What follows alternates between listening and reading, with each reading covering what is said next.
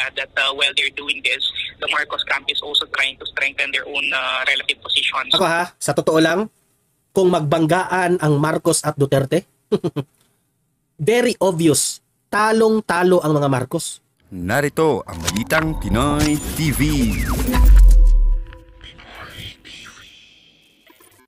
Magandang araw sa atin lahat mga kababayan. Dito na naman tayo sa another episode ng ating vlogs. Pag-uusapan natin ngayon, ito po no. Kahapon, medyo binulagta at ginulat ang taong bayan, ginulat ang kalaban ng mga Duterte dahil dito sa pasabog na anunsyo ni Vice President Inday Sara Duterte. Actually, hindi naman talaga anunsyo pero parang in-ambush interview. Wait muna ha, aayusin ko muna itong green screen ko. Ayan. Si VP Sara po ay in-ambush interview at may mga mahalagang impormasyon na ginulantang po ang mga kalaban. Okay, ano ba yun? Nag-announce na nga itong si Vice President Inday Sara Duterte na merong maraming tatakbo sa mga Duterte. Isa na dyan si former President Duterte, Paulo Duterte at itong si Bastian Basti Duterte. Okay? Nag-anunsyo siya doon. So mamaya pag-usapan natin ito dahil meron akong i-explain sa inyo kung tayo ba ay maniniwala dito sa anunsyo ni VP Sara. Totoo ba ito? Posible ba ito? May mga ganun tayong mga pagdududa, di ba? Pero ako naman, tiwalang-tiwala naman ako dito sa mga Duterte. Ginawa ito ni VP Sara for a reason. Okay? Tapos, tinanong pa siya sa media, patungkol po doon, sa viral na video patungkol po sa kanya doon sa kanyang liig. Okay? Kasi ipapakita ko rin dito yung video na yan na pabirong sinabi ni VP Sara na ginurgur nila, nag-try silang igurgur siya pero hindi nila kaya. So tinanong siya ng media tapos gumawa ng opinion si VP Sara, tayo naman ay gagawa ng opinion kasi yung ginawa ni VP Sara malalim yun. I believe so na malalim yun, may meaning yun, yung kanyang ginawa na video, kahit biro lang yun ha. Pero alam ko na may pinatamaan doon. Pero so much with that guys, help me po na i-like at i-share itong ating video ngayon. Okay, like and share para kakalat ito sa taong bayan. Okay, so sabay-sabay natin i-like muna at i-share itong video na to, Facebook at YouTube. 1, 2, 3, go. Ayan, and also guys, paki-subscribe, paki-follow sa mga hindi pa naka-follow at subscribe para lagi kayong updated sa mga balita na kagaya nito at also ma-notify ang inyong mga cellphones kung meron tayong breaking news. Okay? So sabay-sabay nating i-follow at i-subscribe TV, Facebook at YouTube. Follow, subscribe, 1, 2, 3, go. Ayan, naka-follow and subscribe na ba? Ayan, so simulan na natin ang ating talakayan. Okay. Sa isang ambush interview, si Vice President Inday Sara Duterte nag-anunsyo po na ang mag-amang Rodrigo Duterte, Paulo Duterte at si Basti Duterte gustong tumakbong senador. Okay? So, ako sa sarili ko nung napanood ko tong video na ito, sinabi ko, ito ba ay pasabog ni VP Sara?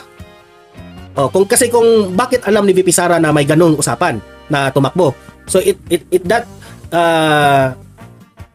ibig bang sabihin doon nag-meeting ba si VP Sara, si Duterte, si Basti at si Pulong, nag-meeting ba sila? Bakit nasabi yun? Bakit alam ni VP Sara? Yun ang malaking tanong, di ba? Na hindi pa natin yan masasagot. At kung tatakbo man itong tatlo, ano ang mangyari? Ito ba ay nakakabuti sa mga political career ng mga Duterte? Yan ang ating dapat sasagutin. At mamaya, i-explain natin yan. Kasi may ipapakita akong video sa inyo. Si Ed Lingaw po,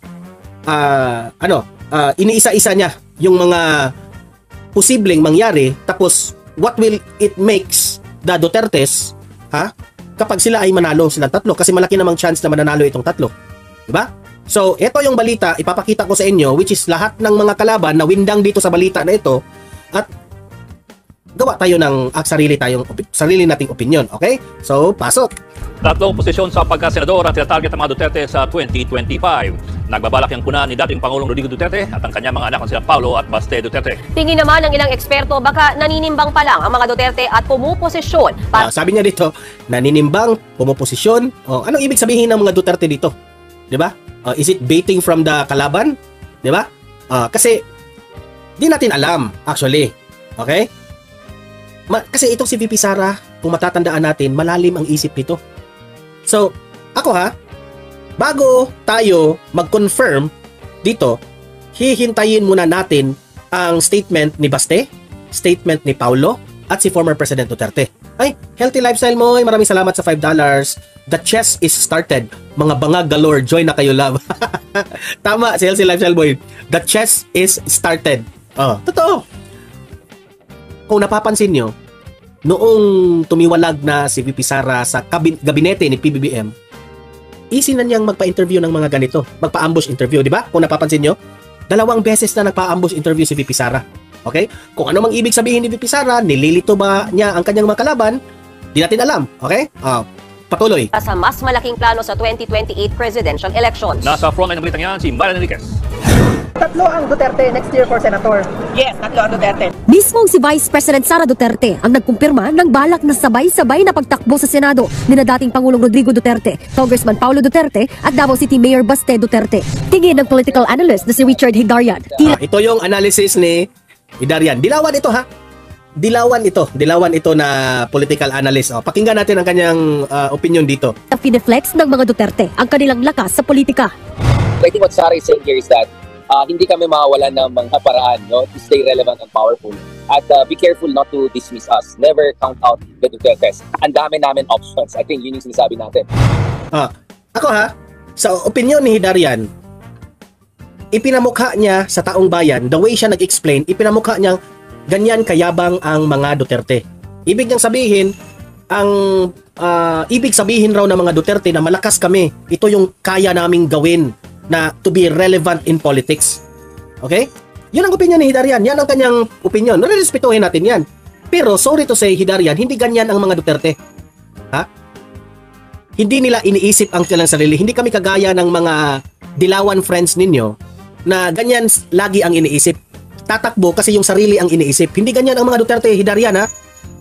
Kung tatakbo man, kung totoo mang itong sinabi ni VP Sara na tatakbo itong 3 boys ng mga Duterte, ibig sabihin nito, for me sa opinion ko ito sila na ay pagod na. Hindi na nila nagugustuhan ang pamamalakad ng gobyerno. Kung totoo man ito, gusto na nilang baguhin ang sistema ng gobyerno. Para 3 sila doon sa Senado, mas matutugunan ang mga pangangailangan ng taong bayan. Alam nyo naman ang mga Duterte, grabe ang kanilang mga malasakit sa taong bayan. And I believe, if totoo man na itong sinabi ni VP Sara, alam ko, si Paulo, si Basti at si former President Duterte, kung itong 3 magiging senador, layunin nito ay taong bayan. Yan ang kanilang iniisip. Kung totoo man kung nagpupulong man sila, baka sabi nila, tatakbo na tayong tuloy, hindi na ito maganda. Parang hindi na ito maganda. Mukhang binababoy na po ang Senado, binababoy na po ang Kongreso, tatakbo tayong 3. Parang ganun Yun ang aking interpretasyon doon. Kung totoo man ang sinabi ni VP Sara. Okay? Kay Hidarian, para sa kanya, itong taong to, dilawan na dilawan, dilawista ito, para sa kanya, nagpapakita raw ng power ang mga Duterte na ito yung kakayanan namin. We have the option to do this kasi ipapakita namin sa taong bayan na kami po ay relevant pa rin sa political sa usaping political dito sa Pilipinas. Yan. Ganyan ang isip mo, Hidarian. Kasi ganyan naman talaga isip ng mga amo ninyo. 'Di ba? Ibahin nyo ang mga Duterte. Pasok. The Dutertes. Ang dami namin options. I think yun yung sinasabi natin. Para naman kay Dr. Froilan Calilong, isa ring political analyst, mukhang pumuposisyon na ang mga Duterte para sa 2028 presidential elections. Alam naman nila that while they're doing this, the Marcos camp is also trying to strengthen their own relative positions. Ako sa totoo lang, kung magbanggaan ang Marcos at Duterte, very obvious, talong-talo ang mga Marcos. Remember, na ibalik ang pangalan ng mga Marcos dahil dito sa mga Duterte. And the people believe the Marcoses because of the mga Duterte. Ngayon, na the Dutertes are hindi nila nagustuhan ang mga ginagawa ngayon ng mga Marcos, kung saan at kung ano ang desisyon ng mga Duterte, doon rin ang majority ng taong bayan. Trust me when I say that. Trust me when I say that. Kayong mga dilawista, na supporters ngayon ni PBBM at yung mga dilaw, yung mga piklawan at mga yung mga nagko-comment dyan, ito lang masasabi ko sa inyo. Akala nyo marami kayo? Konti na lang kayo. Kayong mga dilawista, konti na lang kayo. Ang mga nag-iingay lang dyan, mga dilaw. Hindi naman yan lahat buboto ng mga kampo ng mga Marcos. Oy, Ma'am MJ, maraming salamat po. Maraming salamat. Yung ating moderator, nagpakulay pa. Maraming salamat. I believe na ang supporters ni Marcos ngayon, konti na lang kayo. Konti na lang kayo. Makikita mo sa rating Bagsak ang rating ni PBBM So I think this is a way by which the Dutertes are trying to, solidify yung kanilang chances for 2028. And we know for a fact that President Duterte is sabi dito ni Healthy Lifestyle mo my aunt serves President Duterte. My friends still serve pulling. They are for the people. Correct. is a master in this chess game, no? Ay, maraming salamat Evangeline Gonzalez sa 8 Hong Kong dollars. Maraming salamat po. Gawin kita ng moderator kaagad. Okay, maraming salamat po. Ma'am Evangeline Gonzalez, maraming salamat po.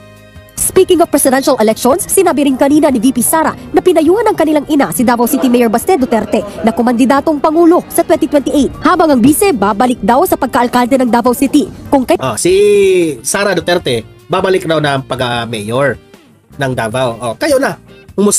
Ito na nga mga kabalita. Ano na ang masasabi nyo patungkol sa balitang ito? Please comment down below mga kabalita. Pag-usapan natin yan sa comment section. At kung di ka pa nakasubscribe sa ating channel, baka naman